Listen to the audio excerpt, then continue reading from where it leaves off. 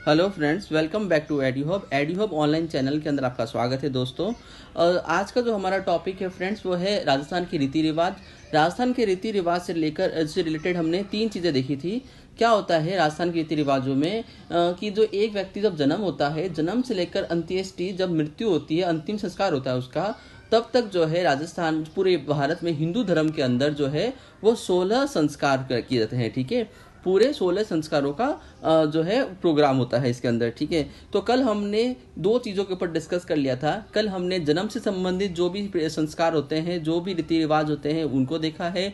दूसरा, हमने कल विवाह से रिलेटेड जितने भी जो भी रीति रिवाज हैं उन सबको हमने देखा है। ठीक है, आज जो हम है वो अंतिम संस्कार से रिलेटेड जो भी रीति रिवाज है उन सबको देखेंगे दोस्तों। और उसके बाद जो है इंपॉर्टेंट क्वेश्चंस बनते हैं इस पूरे चैप्टर से रिलेटेड, जो क्वेश्चंस पिछले एग्जाम में आए हुए हैं उनको भी देखेंगे। और जो क्वेश्चन ऐसा लगता है फ्रेंड्स कि हमें इस बार इस एग्जाम में आ सकते हैं, उन सबको हम एक बार आज रीड आउट करेंगे। ठीक है, तो जिससे क्या होगा फ्रेंड्स कि जो ये राजस्थान की रीति रिवाज से रिलेटेड जो ये चैप्टर है ये पूरा आज कंप्लीट हो जाएगा। और साथ ही आप ये भी चेक कर पाओगे कि आपने आज तक कितनी, जो कल वाली क्लास और आज वाली क्लास में आपने कितना पढ़ा है और उसके बाद में आपको कितनी चीज़ें समझ में आई है, उन सब का आज आप एनालाइज कर सकते हो। ठीक है, क्लियर है फ्रेंड्स। तो आज हम स्टार्ट करते हैं राजस्थान से रिलेटेड जो है राजस्थान की रीति रिवाज। तो राजस्थान की रीति रिवाजों में आज हम जो देख रहे हैं वो है शौक की रस्में, जो है अंतिम संस्कार से रिलेटेड जो रस्में होती है उन सब के बारे में हम देख रहे हैं। तो उनमें सबसे पहला क्या आएगा, जोसर। देखो आपसे फ्रेंड ऐसे ही पूछाएगा क्वेश्चन पेपर में जो आएगा कि जोसर क्या होता है, मोसर क्या होता है। ठीक है, जैसे हमने कल पढ़े थे ये सब चीज़ें संस्कार। तो समावर्तन क्या होता है, कैसे कब होता है ये संस्कार, तो इन ऐसे ही क्वेश्चन आएंगे। और मैंने आपको इस टाइप से ही ये जो चैप्टर है इसको क्लियर कराया है पूरा। मैंने उस वर्ड को लिखा है, जो संस्कार है उसको लिखा है। उसके बाद मैंने क्या किया है, उसका पूरा डिफाइन करके आपको बताया है। ठीक है, कि वो क्या होता है, किस से रिलेटेड है, जन्म से रिलेटेड है, विवाह से रिलेटेड है या मृत्यु से रिलेटेड है, इन सब को पूरा एलोबरेट करके मैंने आपको समझाने की कोशिश करी है दोस्तों। ठीक है, तो ये जो क्वेश्चन भी पेपर में बनेगा वो भी इस टाइप से ही बनेगा। ठीक है, तो हम स्टार्ट करते हैं। जोसर। जोसर क्या है, जीवित व्यक्ति द्वारा स्वयं की मृत्यु से पहले, जीवित व्यक्ति द्वारा खुद की मृत्यु से पहले ही किया गया जो भोज है वो जोसर कहलाता है। ठीक है, होता क्या है फ्रेंड्स, जो व्यक्ति बुढ़े हो जाते हैं उनके मन की इच्छा होती है कि जो मैं जीवित रहते हुए ही मैं अपने मरने के बाद का जो भोजन होता है उसको मृत्यु भोज कहते हैं, उसको मैं पहले ही खिलाना चाहता हूँ। अपने गांव वाले, अपनी जाति वालों को, सबको मैं पहले ही बुला के खिलाना चाहता हूँ। तो वो क्या करता है, एक प्रोग्राम अरेंज करता है। और उसमें क्या करता है, जीवित व्यक्ति अपने स्वयं की मृत्यु से पहले ही, खुद की मृत्यु से पहले ही भोज का आयोजन करता है और जो है सबको खाना खिलाता है, भोज कराता है। इसे ही जोसर कहते हैं। ठीक है, इसी चीज को जोसर कहते हैं, मतलब जीवित व्यक्ति द्वारा मृत्यु से पहले जो भोजन दिया जाएगा उसको जोसर कहेंगे। क्लियर है दोस्तों, मेरे को नहीं लगता अब आपको जोसर में कोई कंफ्यूजन होगा। फिर हम बात करते हैं मोसर। अब मोसर क्या है, पुरुष की मृत्यु पर, पुरुष की जो मृत्यु होगी तो वो 12वें दिन पे, और स्त्री की मृत्यु पर 13वें दिन मृतक के जो उत्तराधिकारी होंगे अपनी स्थिति के अनुसार जाति वाले या गांव वालों को बुलाकर, जाति वालों को या गांव वालों को जो बुलाकर भोज करवाते हैं। इस भोज को 12वां ओसर, मोसर, नुक्ता या मृत्यु भोज कहते हैं। ठीक है, अब मोसर क्या है, बहुत सिंपल है। देखो क्या होता है, अगर किसी पुरुष की मृत्यु हुई है तो 12वें दिन बाद होगा ये प्रोग्राम, कौन सा, मोसर। और अगर किसी स्त्री की मृत्यु हुई है तो 13वें दिन होगा ये मोसर प्रोग्राम। अब ये कराएगा कौन, जो उसका उत्तराधिकारी है, उसका बेटा हो गया, उसका भाई हो गया, जो भी उसका उत्तराधिकारी है, उसके उत्तराधिकारी द्वारा अपनी आर्थिक स्थिति के अनुसार, जितना उनके पास क्षमता है, अपनी आर्थिक स्थिति के अनुसार, या तो वो अपने परिवार और अपनी जाति वाले को बुलाएंगे, या हो सकता है वो किसी गांव, पूरे गांव को बुलाए। ठीक है, वो उनके ऊपर डिपेंड करता है कि उनकी क्या क्षमता है या वो क्या चाहते हैं करना। ठीक है, उसके अनुसार ये क्या करते हैं, भोज का आयोजन करते हैं। और इस भोज को या तो 12वां ओसर, मोसर या नुक्ता या मृत्यु भोज, इनके 4-5 नाम है। मोसर के 4-5 नाम है, 12वां ओसर, मोसर, नुक्ता और मृत्यु भोज, ये सब इसके उपनाम है और ये करते हैं। तो मोसर क्या हो गया, मृत्यु के बाद का जो भोजन होता है, अगर स्त्री है तो 13वें दिन और पुरुष है तो 12वें दिन जो भोजन होता है उसको मोसर कहते हैं। क्लियर है। नेक्स्ट है उठावना। उठावना क्या है दोस्तों, मृतक के पीछे रखी जाने वाली 3 या 12 दिवसीय बैठक की समाप्ति को उठावना कहते हैं। ठीक है, अगर कोई व्यक्ति मर जाता है तो उसके पीछे शोक के लिए 12 दिन या 3 दिन की एक बैठक रखी जाती है। जो भी परिवार, गांव वाले हैं, परिवार वाले हैं, सगे संबंधी हैं, वो आते हैं, बैठते हैं और जो है जिनके घर में किसी की मृत्यु होती है उनको सांत्वना देते हैं। तो इसे ही बैठक कहते हैं। और इस बैठक की जब समाप्ति होती है, कुछ 3 दिन में हो जाती है और कभी 12वें दिन में होती है, तो इस बैठक की जो समाप्ति होती है उसे उठावना कहते हैं। उसे क्या कहते हैं दोस्तों? उठावना कहते हैं। ठीक है, क्लियर है। नेक्स्ट है पिंडदान। नेक्स्ट क्या है? पिंडदान। अंत्येष्टि क्रिया करने वाले व्यक्ति को मृतक को काले तिल व जौ के आटे से सना पिंड दान देना पड़ता है। ठीक है, अंतिम क्रिया जब की जाती है, अंत्येष्टि जब की जाती है, तो जो व्यक्ति करता है और जिसकी मृत्यु हुई है उस व्यक्ति को, जो व्यक्ति की मृत्यु हुई उस व्यक्ति को, जिसकी अंतिम क्रिया हो रही है उस व्यक्ति को जो है तिल व जौ के आटे का सना व पिंड जो है वो दान देना पड़ता है। यदि पिंड दान में कोई कसर रह जाती है तो भोग देह का पूरा शरीर नहीं बन पाता है। तो जो देह है वो पूरा नहीं बन पाता है और जो है ये आत्मा प्रेत के रूप में घूमती रहती है। जो वो आत्मा होती है वो प्रेत के रूप में घूमती रहती है। इसलिए पिंडदान जो है बहुत अच्छे से करना चाहिए। अब देखो पिंडदान होता क्या है फ्रेंड, अगर किसी व्यक्ति की मृत्यु हो गई है, ठीक है, और जिस व्यक्ति की मृत्यु हो गई है उस व्यक्ति को पिंडदान देना होता है। और उस व्यक्ति को पिंडदान कौन देगा दोस्त? उस व्यक्ति को जो पिंडदान है वो व्यक्ति देगा जिसने ये अंत्येष्टि की पूरी क्रिया या जो अंतिम संस्कार की जिसने पूरी प्रक्रिया की है, वो व्यक्ति ही उस व्यक्ति को जो है पिंडदान देगा। अब पिंडदान कैसे होता है?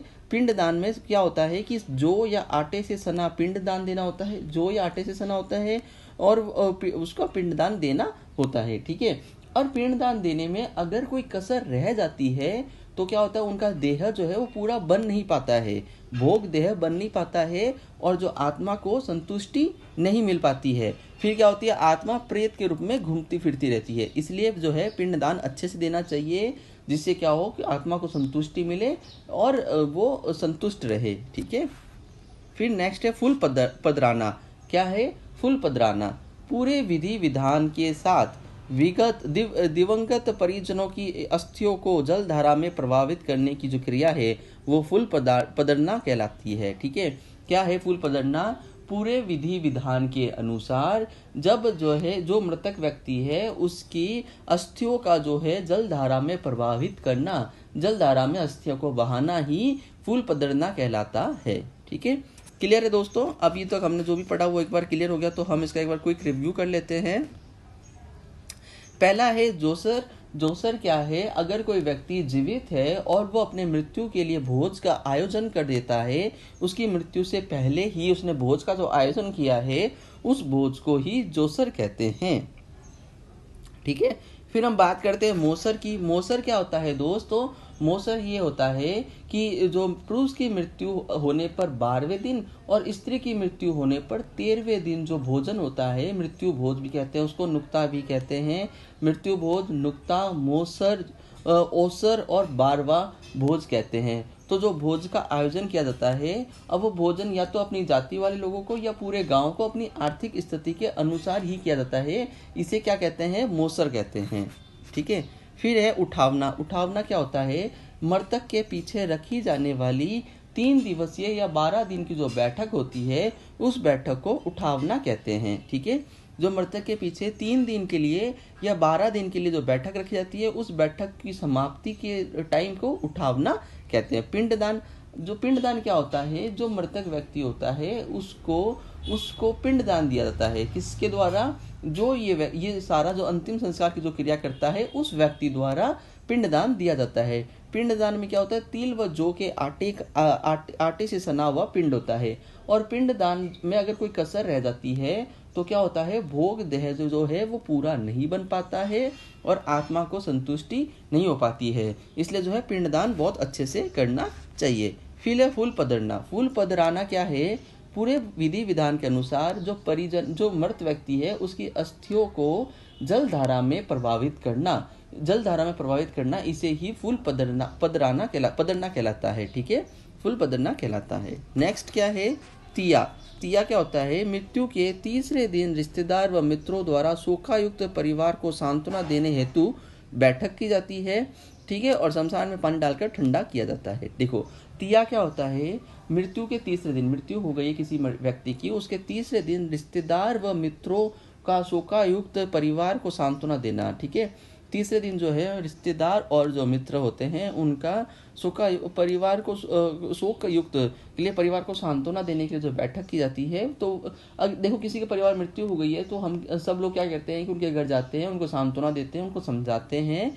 तो ये कब होता है, तिया तीसरे दिन। ये कब करते हैं हम, मृत्यु के तीसरे दिन करते हैं, ठीक है। तो उसे ही तिया की बैठक कहा जाता है। उसके बाद क्या है, शमशान में जो है पानी डालकर शमशान को भी ठंडा किया जाता है।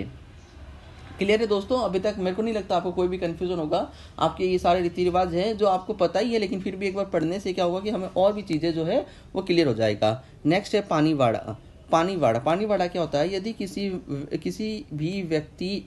भी मृत्यु दूसरे स्थान पर हो जाती है, अगर किसी व्यक्ति की मृत्यु दूसरे स्थान पर हो जाती है और उसकी मृत्यु के समाचार आते ही परिवार के सदस्य अपने सगे संबंधियों को समाचार भेजते हैं।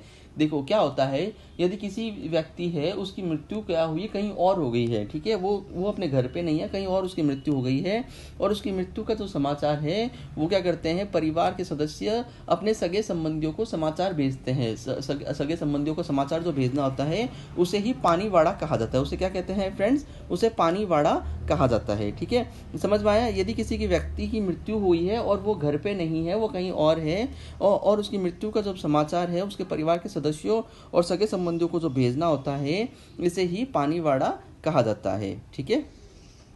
फिर है सांतरवाड़ा क्या है, जब तक मृत्यु की अंत्येष्टि न की जाए तब तक घर के पड़ोस में चूल्हे नहीं जलाए जाते हैं, और अंत्येष्टि के बाद मृतक के घर वालों को सांत्वना देते हैं। इसे ही सातरवाड़ा कहते हैं। इसे क्या कहते हैं, सातरवाड़ा कहते हैं। सातरवाड़ा क्या है, जब किसी मृतक की, जब सपोज करो पड़ोस में कोई मृतक की डेथ हो गई है, किसी की मृत्यु हो गई है, तो उसकी जब तक अंतिम संस्कार नहीं होता है तब तक पड़ोस के अंदर क्या होता है, चूल्हा नहीं जलता है, ठीक है। और अंत्येष्टि के बाद जब अंतिम संस्कार हो जाता है तो अंत्येष्टि के बाद क्या होता है, मृतक के घर पर जाके उनको सांत्वना देते हैं। तो ये जो प्रक्रिया है इसको ही सातरवाड़ा कहते हैं, ठीक है। मृतक के घर जाकर उसको सांत्वना देना, ये सारा क्या कहते हैं, सातरवाड़ा कहते हैं इसको। और मृतक के घर सातरवाड़ा की बैठक में जाने को हुक्का भरने जाना भी कहा जाता है। क्या कहते हैं इसको, हुक्का भरने जाना। सातरवाड़ा क्या है, जब किसी व्यक्ति की अंत्येष्टि ना हो जाए तब तक जो है पड़ोस के में चूल्हे नहीं जलते हैं, और पड़ोस में क्या होता है, चूल्हे नहीं जलते। अंत्येष्टि के बाद मृतक के घर सांत्वना देने के लिए जब जाते हैं, इसे ही सातरवाड़ा कहते हैं, ठीक है। मृतक के घर सातरवाड़ा बैठक में जाने को क्या कहा जाता है, हुक्का भरने जाना। क्या कहा जाता है, हुक्का भरने जाना। फिर है कपाल क्रिया क्या होती है, उत्तराधिकारी द्वारा दाह संस्कार के समय शव के कपाल को फोड़कर उसमें घी डालने की जो प्रक्रिया होती है उसे ही कृपाल क्रिया कहते हैं। कृपाल क्रिया क्या है, कपाल क्रिया ये है उत्तराधिकारी द्वारा जो कि दाह संस्कार के समय जो दाह संस्कार कर रहे हैं उस समय जो उत्तराधिकारी है उसके द्वारा शव के को कपाल को फोड़कर, जो मृतक व्यक्ति का शव है उसके कपाल को फोड़कर उसमें जो घी डालने की प्रक्रिया है उसे ही कपाल क्रिया कहते हैं, ठीक है फ्रेंड। क्लियर हो गया है ये? एक बार हम इसका रिव्यू कर लेते हैं। तिया क्या होता है, मृत्यु के तीसरे दिन की जो बैठक होती है, इसमें मित्रों द्वारा शोकायुक्त जो है परिवार को सांत्वना देने के लिए एक बैठक की जाती है। इस बैठक को तिये की बैठक कहते हैं। पानीवाड़ा क्या है, यदि किसी व्यक्ति की मृत्यु किसी दूसरी जगह पे हो गई है तो उसकी मृत्यु का जो समाचार है उसके परिवार और सदस्य के सगे संबंधियों तक समाचार को पहुंचाना ही क्या कहा जाता है, पानीवाड़ा कहा जाता है। नेक्स्ट है सातरवाड़ा क्या होता है, जब किसी व्यक्ति की मृत्यु हो गई है और जब तक अंत्येष्टि ना हो तब तक क्या होता है, पड़ोस के अंदर किसी भी घर में जो है वो चूल्हा नहीं जलता है। अंत्येष्टि के बाद जो सारे पड़ोसी हैं उनके घर में जाते हैं और उनको सांत्वना देते हैं। इस सांत्वना देते हैं तो इसे ही सातरवाड़ा कहते हैं, ठीक है। फिर क्या है, जब मृतक के घर सांत्वना देने के लिए जाते हैं, सात्रावाड़ा की जो बैठक होती है उसका दूसरा नाम है हुक्का भरने जाना। उसका दूसरा नाम क्या है? हुक्का भरने जाना भी कहा जाता है। तीसरी बात है कपाल क्रिया। कपाल क्रिया क्या होती है? उत्तराधिकारी द्वारा जब दाह संस्कार किया जाता है तो शव के जो कपाल होता है, कपाल को फोड़कर उसमें घी डाला जाता है। इसी प्रक्रिया को कपाल क्रिया कहते हैं। ठीक है। फिर है भदर। भदर क्या होता है? दाह संस्कार के समय मृत व्यक्ति के पुत्रों या संबंधियों द्वारा बाल कटवा लेना भदर कहलाता है। दाह संस्कार के समय जो मृत व्यक्ति है उसके पुत्रों या संबंधियों द्वारा क्या? बाल कटवा लेना ही भदर कहलाता है। ठीक है। फिर है अंत्येष्टि। अंत्येष्टि क्या है? शव का अंतिम दाह संस्कार करने की जो रस्म है उसको अंत्येष्टि कहते हैं। अंत्येष्टि कहते हैं। ठीक है। भदर क्या है? दाह संस्कार के समय मृत व्यक्ति के पुत्र और संबंधियों को अपने बाल कटवा लेना भदर कहलाता है।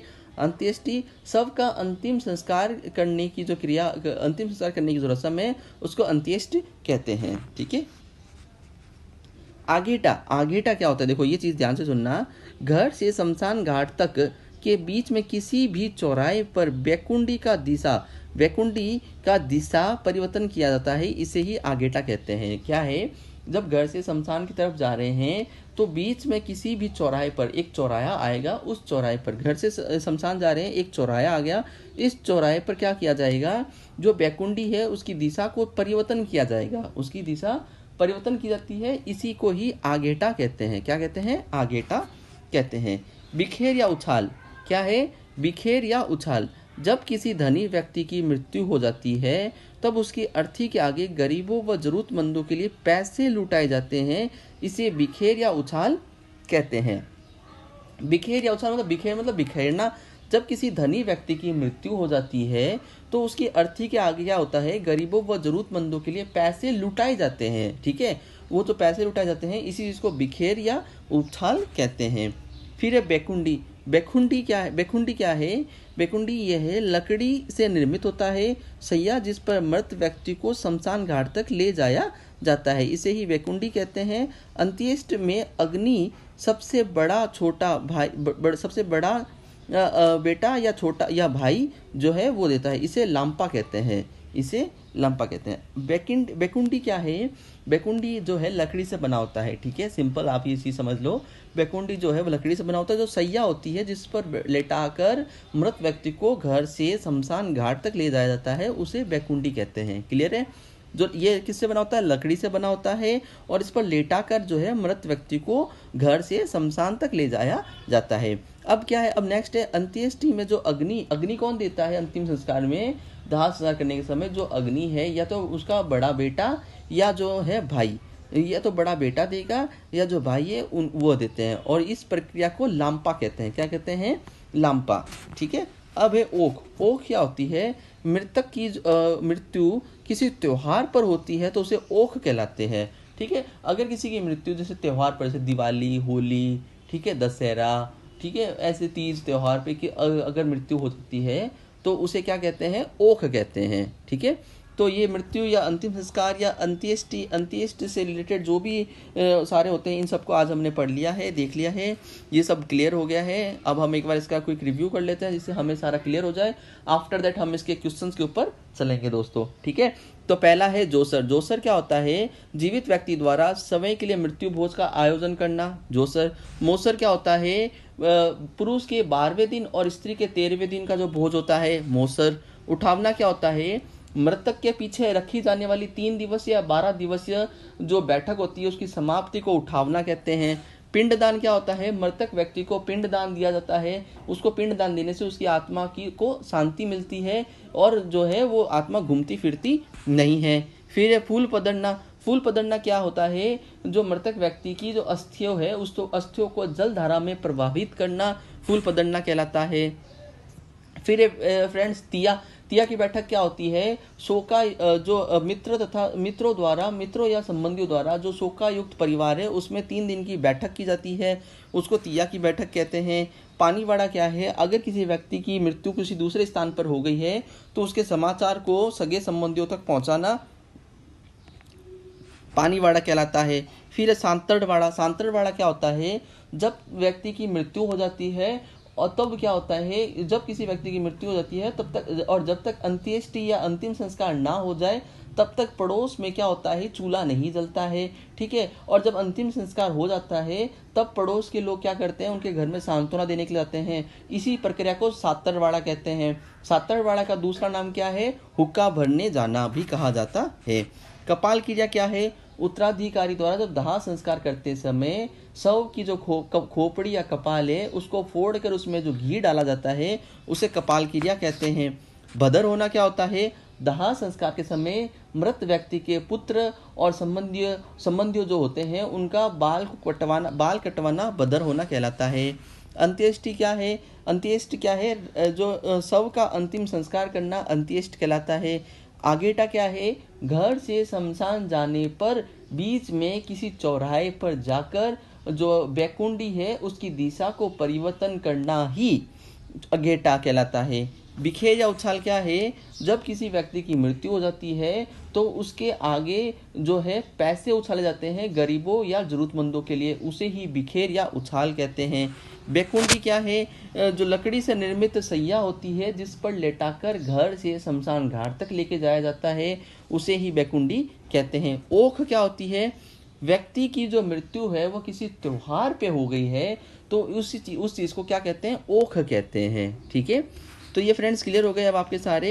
अब हम जो है इस टॉपिक से रिलेटेड जो भी इंपॉर्टेंट क्वेश्चंस बनते हैं उन सबको हम यहाँ पे एक एक करके क्लियर करेंगे। आपने पूरा चैप्टर अगर पढ़ा है, मेरा फर्स्ट वीडियो आपने देखा है रीति रिवाज से रिलेटेड और ये सेकेंड वीडियो अगर आपने देखा है तो एक भी क्वेश्चन आपके इसमें से गलत नहीं होंगे, आप सारे क्वेश्चन के आंसर बता सकते हो।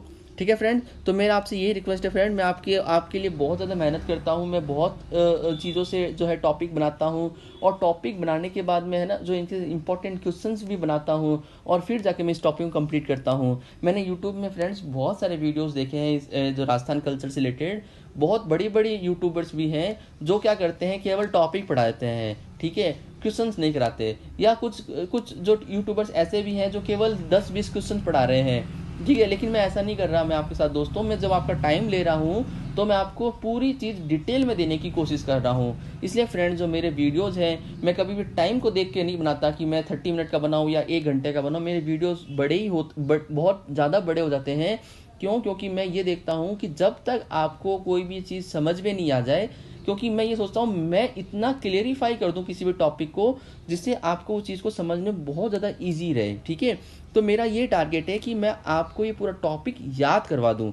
इसलिए मैंने क्या किया, पहले मैंने पूरे टॉपिक का एनालिसिस किया, मैंने उस टॉपिक को शॉर्ट नोट्स बनाए, उस नोट्स को बनाने के बाद मैंने आपको याद करवाने की कोशिश की, उसके बाद मैं इसके इंपॉर्टेंट क्वेश्चंस को अब आपके सामने रखूंगा। तो इससे क्या होगा कि आपका टॉपिक भी क्लियर हो जाएगा और इससे रिलेटेड जो क्वेश्चंस बनते हैं वो भी क्लियर हो जाएंगे।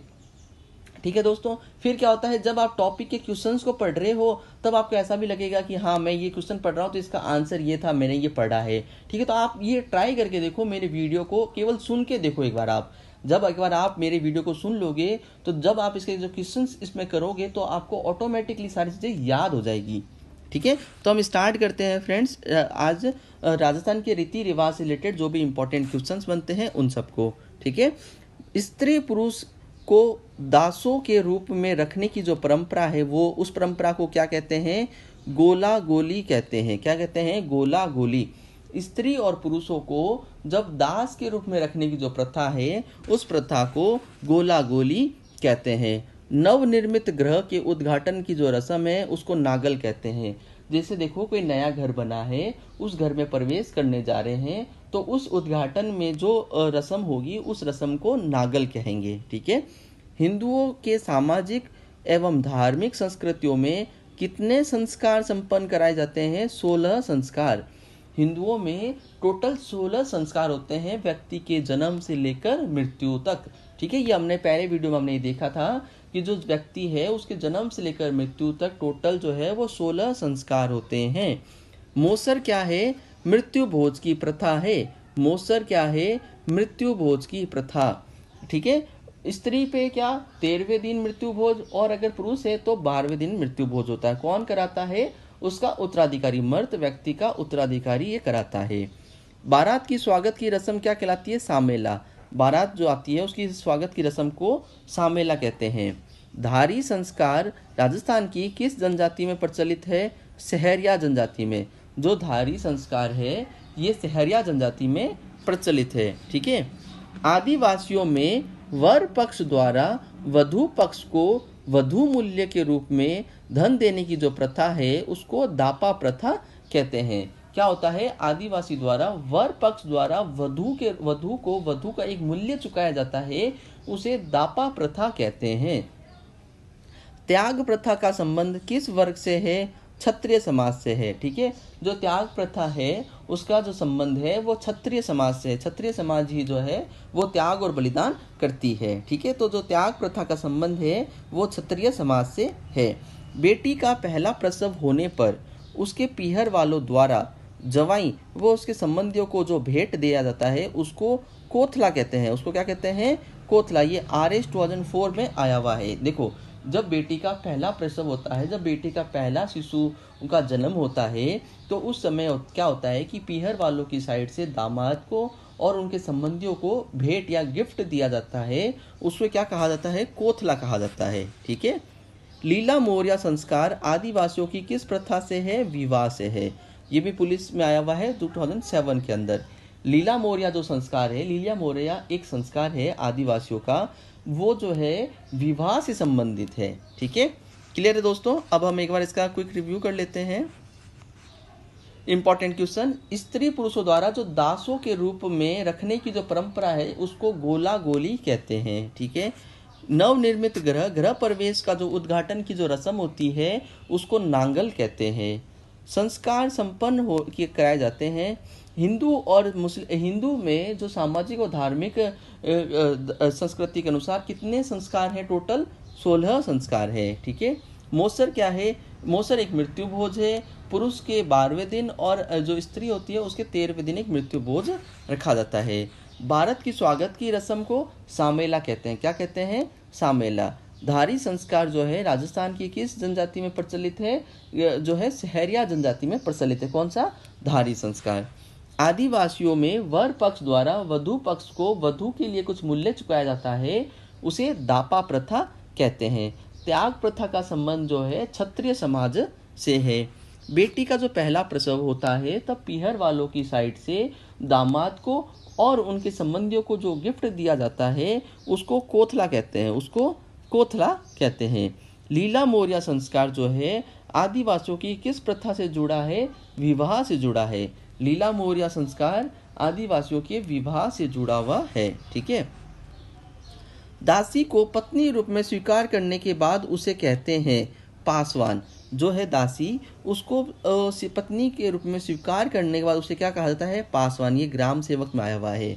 दासी जो होती है उसके साथ शादी कर ली जाए, उसको पत्नी के रूप में जब स्वीकार कर लिया जाए तो उसको पासवान कहते हैं। ठीक है।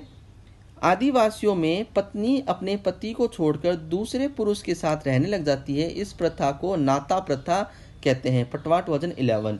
आदिवासी में क्या होता है? पत्नी ने अपने पति को छोड़ दिया और छोड़कर किसी दूसरे पुरुष के साथ रहने लग गई। ठीक है। तो इस प्रथा को नाता प्रथा कहते हैं। वह संस्कार जो बालक को विद्या आरंभ हेतु गुरु के पास ले जाने के समय किया जाता है क्या कहलाता है? योगोपवीत या उपनयन कहलाता है। ठीक है। वह संस्कार जो बालक को विद्या प्रारंभ करने हेतु विद्या का आरंभ करना है तो अब गुरु के पास ले जाया जाता है, गुरुकुल लेके जाया जाता है, तो उस संस्कार को योगोपवीत कहा जाता है। सांझी पूजन किससे संबंधित है? अविवाहित कन्याओं से। जो है सांझी पूजन कौन करता है? अविवाहित कन्याएं करती है अपने पिता के घर में, और आटे से सजाती है, आटे और कुमकुम से सजाया जाता है। सांझी जो है वो गोबर की बनाई जाती है। ये एक हस्तकला है। ठीक है। सांझी पूजन क्या है? एक हस्तकला है। और किसके द्वारा किया जाता है? अविवाहित कन्याओं द्वारा किया जाता है। डाकन प्रथा को अवैध घोषित कराया किसने? महाराणा स्वरूप सिंह ने। ये मोस्ट इम्पॉर्टेंट क्वेश्चन है, इसको आप स्टार मार्क बना लो। डाकन प्रथा जो है उसको अघोषित किसने कराया? महाराणा स्वरूप सिंह ने। वह रस्म जिसमें पिता वधू की जिम्मेदारी वर को सौंपता है, कन्यादान। कन्यादान में क्या होता है? पिता द्वारा अपनी बेटी जो अपनी पुत्री है उसका कन्यादान कर दिया जाता है और वो जो है अपनी वधू को वर को सौंप देते हैं, इसे ही कन्यादान कहा जाता है। ग्रामीण क्षेत्रों में बाल विवाह अक्सर होते हैं अक्षय तृतीया पर। ग्रामीण क्षेत्रों में क्या होता है, बाल विवाह कब होते हैं, अक्षय तृतीया पर। जब बाल विवाह कराना होता है तब वो एक तिथि फिक्स होती है, वो होती है अक्षय तृतीया। आदिवासी सभ्यता में लोकाई, लोकाई का क्या मतलब है, मृत्यु भोज। जो मृत्यु भोज होता है उसको जो हिंदू में क्या कहते हैं, उसको मोसर कहते हैं, ओसर कहते हैं, नुक्ता कहते हैं, मृत्यु भोज कहते हैं, लेकिन आदिवासियों में उसको लोकाई कहते हैं। लोकाई का मतलब मृत्यु भोज ही होता है। सती प्रथा पर रोक लगाने वाली पहली राजपूत रियासत कौन सी थी, बूंदी। सती प्रथा पर सर्वप्रथम रोक किसने लगाई है, बूंदी ने लगाई है। ठीक है। मारवाड़ में दामनी क्या है, दामनी एक ओढ़नी का प्रकार है। दामनी क्या है फ्रेंड्स, एक ओढ़नी का प्रकार है। ठीक है, क्लियर है, ओढ़नी का प्रकार है। ठीक है फ्रेंड, क्लियर हो गया। अब ये सारा, अब हम आगे देखते हैं, एक बार हम इसका क्विक रिव्यू कर लेते हैं फ्रेंड्स। दासी को जब पत्नी के रूप में स्वीकार किया जाएगा तो उसको पासवान कहते हैं। आदिवासियों द्वारा जो पत्नी है अपने पति को छोड़कर दूसरे पुरुष के साथ रहने लगती है उसको नाता प्रथा कहते हैं। वह संस्कार जब बालक को जो विद्या आरंभ करना होता है तो गुरु के पास लेके जाया जाता है, इसे युगोपवीत कहते हैं। ठीक है। सांझी पूजन कौन करता है, अविवाहित कन्याएं करती है। डाकन प्रथा को अवैध घोषित किसने किया, महाराणा स्वरूप सिंह ने। इसको स्वरूप सिंह मतलब एक रूप दिया, डाकन प्रथा को इन्होंने बंद करके एक नया रूप दिया, तो इसलिए इसका नाम याद रखने की आप कोशिश करो, स्वरूप सिंह। ठीक है। वह रस्म जिसमें पिता जो है वधू को अपने वर को सौंप देता है, कन्यादान। कन्यादान के बाद जो पिता है अपनी वधू, अपनी जो पुत्री है उसको वर को सौंप देते हैं। ग्रामीण क्षेत्रों में बाल विवाह अधिकांश अक्षय तृतीया पर होते हैं। आदिवासी सभ्यता में लोकाई का आशय क्या है, मृत्यु भोज है। सती प्रथा पर रोक लगाने वाली राजपूत रियासत कौन सी है, बूंदी है। दामनी क्या है, ओढ़नी का एक प्रकार है। ठीक है। नेक्स्ट चलते हैं दोस्तों। राजस्थान में किस समाज में विवाह के उपरांत भी स्त्री की जाति मायके के अनुरूप ही रहती है, अर्थात कोई परिवर्तन नहीं होता है, सांसी। सांसी जो जनजाति है जिसमें विवाह के बाद जो है स्त्री की जो जाति है वो चेंज नहीं होती है, वो मायके के अनुसार ही रहती है। जैसे आपने देखा होगा जनरली शादी के बाद क्या होती है, लड़कियों की कास्ट चेंज हो जाती है, अब वो जो है अपने पति के कास्ट से जानी जाती है। ठीक है, उनका जाति जो है वो चेंज हो जाती है। ठीक है। लेकिन क्या होता है, ऐसा कौन से समाज में नहीं होता है आपसे पूछा जाए तो आप क्या बोलोगे, सांसी जनजाति में ऐसा नहीं होता है।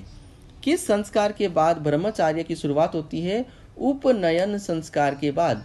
उपनयन संस्कार के बाद क्या होता है, ब्रह्मचारी की शुरुआत होती है। दूल्हे दुल्हन की जूती को बिंदोली कहते हैं, क्या कहते हैं, बिंदोली कहा जाता है। तोरण पर सास द्वारा दूल्हे को आंचल से बांधने की रस्म क्या है, जेवड़ो। तोरण पर जो होता है सास द्वारा आरती की जाती है उसको झेला की आरती कहा जाता है। ठीक है। फिर क्या होता है, तोरण पर जो है सास द्वारा दूल्हे को आंचल से जब बांधा जाता है उस रस्म को जेवड़ो कहते हैं। ठीक है। विवाह के पूर्व वर एवं वधू के हाथ में मोली का जो धागा बांधा जाता है उसको काकंडोर कहते हैं। उसको क्या कहते हैं, काकंडोर। दाहिने हाथ और पाँव में बांधा जाता है, इसको काकंडोर कहते हैं, जिससे अमंगल शक्तियाँ जो है वर और वधू को ना छुए। ठीक है। जो संस्कार बालक को विद्या आरंभ करने हेतु गुरु के पास ले जाने के समय किया जाता है वो है उपनयन यज्ञोपवीत संस्कार। उपनयन और यज्ञोपवीत संस्कार कहलाता है। विद्यार्थी द्वारा अपने गुरु को गुरु दक्षिणा देकर उनका आशीर्वाद ग्रहण कर अपने घर लौटने की परंपरा समापवतन कहलाती है। कौन सा है, समापवतन कहलाती है। 16 संस्कार का पहला संस्कार कौन सा है फ्रेंड, गर्भाधान। गर्भधान जो है वो 16 संस्कार का सबसे पहला संस्कार है। गर्भधान के बाद ही बच्चे का जन्म होगा और उसके जो है वो आगे के जो संस्कार है वो चालू हो जाएंगे। उसके अब बड़ा होने पे उसकी विवाह होगी, विवाह के बाद उसके लास्ट में मृत्यु संस्कार भी किया जाएगा। ठीक है। तो 16 संस्कार का पहला संस्कार कौन सा है, गर्भाधान। 16 वर्ष की आयु में जिसका कौन सा संस्कार किया जाता है जिसमें ब्रह्मचारी के बाल कटवाए जाते हैं, तो वो है गोदान या केशांत। कल हमने पढ़ा था गोदान या केशांत क्या होता है, 16 वर्ष की आयु में सर्वप्रथम जो है दाढ़ी और मूछ जो है वो काटी जाती है। ठीक है। तो राजस्थान में किस विवाह के उपरांत जो है लड़की की जाति चेंज नहीं होती है, सासी जनजाति में। ठीक है। किस संस्कार के बाद ब्रह्मचार्य की शुरुआत होती है, तो उपनयन संस्कार के बाद पुरुषों में जो है किसकी ब्रह्मचार्य की शुरुआत होती है। दूल्हे दुल्हन की जूती को बिंदोली कहते हैं। क्या कहते हैं? बिंदोली। तोरण पर क्या होता है? सास द्वारा आंचल में बांधने की रस्म होती है। किसको? दूल्हे को, वर को जो आंचल से बांधने की रस्म होती है उसको जेवड़ो कहते हैं। क्या कहते हैं? जेवड़ो। विवाह के पूर्व वर व वधू के हाथ में मूली का जो धागा बंधाता है दाहिने हाथ में दाहिने पांव में, उसको काकन डोर कहते हैं, जिससे कि वर और वधू को कोई अमंगल शक्तियां ना पकड़े, ना छुए। ठीक है। फिर जो संस्कार बालक को विद्या आरंभ शुरू करने हेतु गुरु के पास ले जाने के समय किया जाता है वो है उपनयन या यज्ञोपवीत। उपनयन होता है या यज्ञोपवीत संस्कार होता है। ठीक है। विद्यार्थी द्वारा अपने गुरु को गुरु दक्षिणा देकर अपने घर लौटता है, उसको समापवतन कहते हैं। क्या कहते हैं? समापवतन। 16 संस्कार का पहला संस्कार कौन सा है? गर्भाधान जो है वो 16 संस्कार का पहला संस्कार है। 16 वर्ष की आयु में कौन सा संस्कार किया जाता है जिसमें ब्रह्मचारी को अपने बाल कटवाने पड़ते हैं? वो है गोदान। ठीक है। नेक्स्ट है फ्रेंड, मृतक की अर्थी को शमशान के समीप चौराहे पर दिशा परिवर्तन करने की जो प्रक्रिया होती है उसे आघेट या आघेरा कहते हैं। ठीक है। क्या होता है? मृतक की जो अर्थी होती है बैकुंठ के अंदर, बैकुंठ में लिटा कर जो मृतक को घर से शमशान ले जाते हैं, तब बीच रास्ते में एक चौराहा आता है और उस चौराहे में जो है उसकी दिशा को बदला जाता है और इसी प्रोसेस को क्या कहा जाता है? आघेटा कहा जाता है। इस प्रोसेस को आघेटा या अघेरा कहा जाता है। वृद्ध की जो मृत्यु पर शमशान ले जाते समय रास्ते में अर्थी पर पैसे फेंकने को क्या कहते हैं? बिखेर या उछाल कहते हैं। इसको बिखेर या उछाल कहते हैं। ठीक है। क्या है? वृद्ध की जो मृत्यु हो गई है, शमशान ले जाते समय रास्ते पर अर्थी के जो आगे है पैसे उछाले जाते हैं जो जरूरतमंदों के लिए होते हैं। इस पैसे को ही इस प्रक्रिया को बिखेर या उछाल कहते हैं। सातड़वाड़ा बैठने के जाने को क्या कहा जाता है? हुक्का भरने जाना। ये होता क्या है? जब जो है किसी व्यक्ति की मृत्यु हो जाती है और जब तक अंत्येष्टि ना हो, अंतिम संस्कार ना हो, अंत्येष्टि ना हो, तब तक जो है पड़ोस के घर में चूल्हा नहीं जलता है। और जब अंत्येष्ट हो जाता है, अंतिम संस्कार होके जब घर पे आते हैं शमशान से, तब क्या होता है? पड़ोसी जो है वो उनके घर में सांत्वना देने के लिए जाते हैं। इसे ही सातड़वाड़ा कहते हैं। ठीक है। और सातड़वाड़ा में जाने को क्या कहा जाता है? हुक्का भरने जाना। पगड़ी बांधने की रस्म किससे संबंधित है? मृत्यु से संबंधित है। जब मृतक व्यक्ति के 12वें दिन जब मृत्यु भोज हो जाए, मूसर हो जाए, मूसर के बाद क्या होता है? पगड़ी बांधकर उत्तराधिकारी घोषित किया जाता है। ठीक है। फिर है सीख एक वैवाहिक रस्म होता है। सीख में क्या होता है? विवाह के बाद वर वधू व बारातियों को दी जाने वाली जो भेंट है उसको सीख कहते हैं। क्या कहते हैं? सीख कहते हैं। विवाह रस्म शुरुआत करने वाले दिन क्या कहलाता है? बानो। विवाह की जो रस्म है उसको जो शुरुआत होती है उसको क्या कहते हैं? बानो। जो गवरिया प्रथा है, डावरिया, कौन सी? डावरिया प्रथा जो है वो क्या होती है? राजा महाराजाओं व जागीरदारों द्वारा अपनी लड़की की शादी में दहेज के साथ कुंवारी कन्याएं देने की जो प्रथा है उसे डावरिया प्रथा कहते हैं। डावरिया प्रथा क्या है? राजा महाराजाओं व जागीरदारों द्वारा अपनी लड़की की शादी जब की जाती है तो वो उनको दहेज देते हैं। कौन? राजा महाराजा और जागीरदार जब दहेज देते हैं तो दहेज के साथ में वो कुंवारी कन्याओं को भी दान दे देते हैं। ठीक है। इसी प्रथा को डावरिया प्रथा कहते हैं। क्या कहते हैं? डावरिया प्रथा। ठीक है। सती प्रथा जो है वो किस जाति में प्रचलित थी? राजपूत जाति के अंदर जो है सती प्रथा बहुत ज्यादा प्रचलित थी। कौन सी जाति थी सती प्रथा के लिए? राजपूत जाति। ठीक है। महासती किसे कहते हैं? मृत पुत्र के साथ सती होने वाली जो स्त्रियां होती है उसे महासती कहते हैं। ठीक है। महासती कौन होता है? मृत पुत्र, जो बेटा उनका मर गया है, उसके साथ जो स्त्रियां सती होती है उसे महासती कहते हैं। ठीक है। अब हम एक बार इसका क्विक रिव्यू कर लेते हैं। पहला है आघेटा क्या है? आघेटा क्या है? मृतक व्यक्ति को घर से बैकुंठ पे लेटा कर जब शमशान ले जाते हैं तो बीच चौराहे के अंदर जो बैकुंठ की दिशा बदली जाती है उसे आघेटा कहते हैं। वृद्ध की मृत्यु पर शमशान ले जाते समय अर्थी में जो पैसे फेंके जाते हैं, अर्थी के आगे जो पैसे फेंके जाते हैं उसे बिखेर या उछाल कहते हैं। ठीक है। सातरवाड़ा क्या होता है? सांत्वना देने के लिए जो है मृतक के घर पे जाना, उसको सांत्वना देना उसको सातरवाड़ा बैठक कहते हैं और इसमें हुक्का भरना भी कहा जाता है। पगड़ी बांधना क्या होता है? मृत्यु के 12वें दिन जब मोसर हो जाए, मतलब मृत्यु भोज हो जाए, उसके बाद जो है पगड़ी बांधकर है उत्तराधिकारी सौंपा जाता है। तो पगड़ी बांधना जो रस्म है वो मृत्यु अंतिम संस्कार से संबंधित है। सीख क्या है? सीख एक वैवाहिक रस्म है। विवाह संपन्न हो गया है, उसके बाद वर और वधू जो उनके बारातियां हैं उन सब बारातियों को कुछ भेंट दिया जाता है, उसे ही सीख कहते हैं। ठीक है। विवाह रस्म की शुरुआत कौन से दिन से होती है? बाणों रस्म से। बाणों का जो दिन होता है उन दिन से जो है विवाह रस्म की शुरुआत होती है। डावर या प्रथा क्या है? देखो, जब किसी लड़की की शादी होती है तो दहेज देने की प्रथा है, जैसे दहेज में कुछ दिया जाता है। ठीक है। मतलब ये प्रथा है नहीं, लेकिन फिर भी लोग देते हैं। तो लेकिन जो पुराने समय में राजा महाराजाओं व जागीरदारों द्वारा अपनी बेटी की शादी के साथ में कुंवारी कन्याओं का दान दिया जाता था, इसे ही डावर या प्रथा कहा जाता था। ठीक है। फिर सती प्रथा। सती प्रथा जो है वो किस जाति में अधिक था? तो आप क्या बोलोगे फ्रेंड? राजपूतों के अंदर। ठीक है। महासती किसे कहते हैं? मर्त पुत्र जो है एक साथ सती होने वाली जो स्त्री होती है, मर्त पुत्र के साथ में जो स्त्रियां सती होती है उसे ही महासती कहते हैं। क्लियर है। अब है नेक्स्ट डाकन प्रथा। डाकन प्रथा मुख्यतः किस जाति में पाई जाती है? भील व मीना जाति में। ठीक है। डाकन प्रथा जो है वो किस जाति में पाई जाती है? भील व मीना जाति में पाई जाती है। समाधि प्रथा पर सर्वप्रथम रोक कहाँ लगी? जयपुर में लगी। कहाँ? जयपुर में। समाधि प्रथा पर सर्वप्रथम जो रोक है वो जयपुर में लगी। डाकन प्रथा पर मुख्यतः किस जाति में होती है?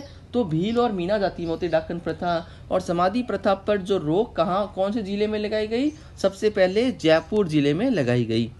किस राज्य ने कन्यावध को अवैध ठहराया? कोटा ने। ठीक है। देखो, समाधि प्रथा पर रोक जो है वो जयपुर ने लगाई और जो है कन्यावध को अवैध किसने ठहराया? कोटा जिले ने ठहराया। ठीक है। फिर है दास प्रथा पर रोक किसने लगाई? विलियम बेंटिक ने। दास जो प्रथा थी उस पर रोक किसने लगाई? विलियम बेंटिक ने लगाई। सलपलायन नामक विवाह जो है कि प्रथा किस जनजाति से है? वो है भील जनजाति से है। सलपलायन जो नामक विवाह की प्रथा है वो भील जनजाति से है। बाल विवाह प्रतिषेध अधिनियम जो 2006 कब लागू हुआ? 1 नवंबर 2007 में लागू हुआ। कब लागू हुआ फ्रेंड? 1 नवंबर 2007 में। विवाह के व्यय को बचाने के लिए, खर्चे को बचाने के लिए उद्देश्य से जो वधू को वर के घर छोड़ देने की जो प्रथा है वो मेलवो विवाह है। वो कौन सा विवाह है? मेलवो विवाह। और किसकी जनजाति द्वारा? गरासिया जनजाति द्वारा किया जाता है। कौन सी जनजाति? गरासिया जनजाति। कि शादी में खर्चा ना हो इसलिए वधू जो होती है, वधू को सीधा ही वर के घर में छोड़ दिया जाता है। इस प्रथा को मेलवो प्रथा कहते हैं। कौन सा? मेलवो विवाह। और ये कौन सी जनजाति में होता है? गरासिया जनजाति में होता है। ठीक है। क्लियर है। दूल्हा दुल्हन गीत गाती स्त्रियों के झुंड के बीच गोलाकार घूमते हुए नीम की टहनी में एक दूसरे को मारते हैं। कौन? दूल्हा दुल्हन। यह एक वैवाहिक रस्म है। इस रस्म को सोटा सोटी खेलना कहते हैं। क्या कहते हैं इसको? सोटा सोटी खेलना। क्या रस्म है? रस्म क्या है? देखो, दूल्हा दुल्हन गीत गाती हुई स्त्रियों के झुंड के बीच गोलाकार घूमते हुए हरे नीम की टहनी से एक दूसरे को मारते हैं। इसे सोटा सोटी खेलना कहते हैं। नेत बाण, गेरो और जेवड़ो छात रस्म किससे संबंधित है? विवाह से संबंधित है। क्या क्या? नेत बाण, गेरो, जेवड़ो और छात, ये रस्म जो है विवाह से संबंधित है। ठीक है फ्रेंड्स, एक बार हम इसका क्विक रिव्यू कर लेते हैं। डाकन प्रथा किस जनजाति से? भील और मीना से। समाधि प्रथा पर सर्वप्रथम रोक जयपुर में। फिर है अब कन्यावध को अवैध कौन सा जिले ने ठहराया? कोटा ने। दास प्रथा पर सर्वप्रथम रोक किसने लगाई? विलियम बेंटिक ने लगाई। ठीक है। फिर है साल पलायन जो विवाह है वो किस जनजाति का है? भील जनजाति का है। बाल विवाह पर जो रोक प्रतिषेध जो अधिनियम 2006 है वो कब लागू हुआ? 1 नवंबर 2007 में लागू हुआ।